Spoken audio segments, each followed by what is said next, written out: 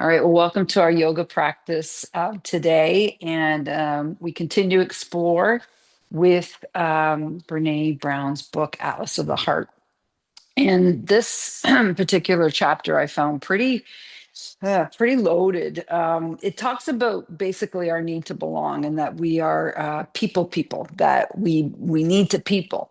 And with that comes a whole myriad of relationship um, connections that sometimes get tangled up. And so this particular class is around kind of boundaries and where we have things like sympathy, empathy, pity, um, boundaries themselves, compassion, and something called comparative suffering. So basically what she's describing is that these things are very, very different. And pity and sympathy is what they call near friends, which is an interesting term.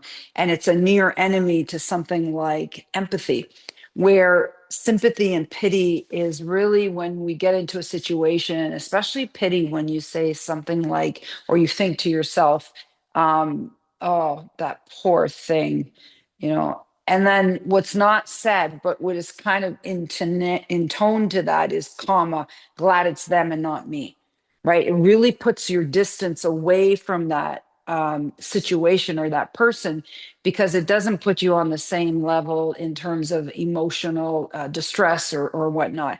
Whereas sympathy is the same thing, except sympathy actually takes away some of that edge. And then the extreme to that, or the near the opposite of that, is empathy, where you and I can be on the same page, and I can actually act in terms of helping relieve you of some of that pain or suffering. There's I'll never forget once when I was dealing with some illness, and I was coming out of a hospital driving, and I was driving out and another girl that I knew was driving in. I was going out of the parking lot knowing that I had a long road of recovery and the treatments that I was getting, and she was coming in, and I knew she was going in for her son who was born with a hole in his heart, and he was going through another surgery. And we literally just looked at each other, had a half smile on our faces, nodded, and then we parted. I'll never forget that moment because it really made me think that that was a moment of true empathy. I kind of knew what she was going through. She kind of knew what I was going through. We didn't need to say anything, but we had that common feeling of we got this. It's going to be okay, just by that half smile.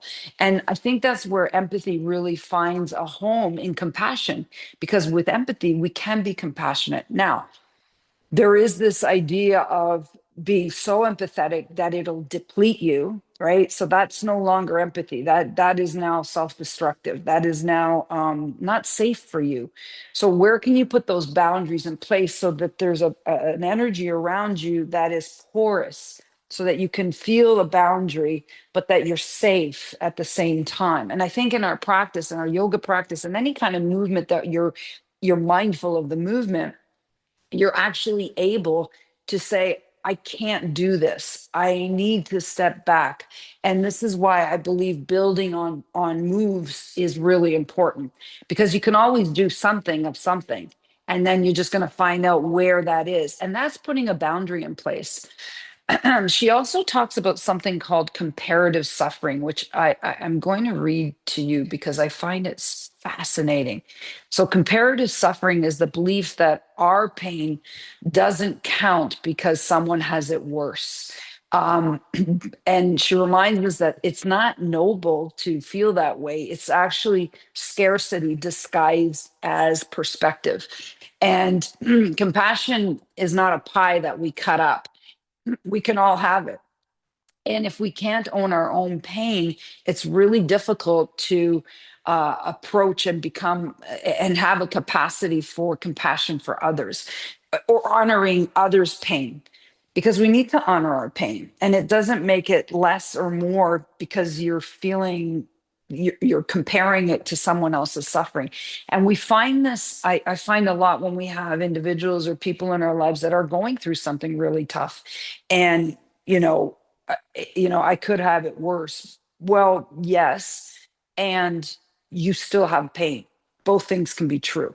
And we talked a little bit about this last week. So when we move into this practice, when we move into movements, we're asking our bodies to kind of dig deep and figure out where we're at in our own relationship with ourselves. Can we find compassion within ourselves to ensure that we are protected and we can be empathetic at the same time? Empathetic in our own bodies, compassionate with mostly ourselves. So that's kind of where our practice is going today. We're going to be doing a couple of movements that might be a little limiting, especially for those with shoulder issues. And we'll go through that, and you'll see where you can be in that movement.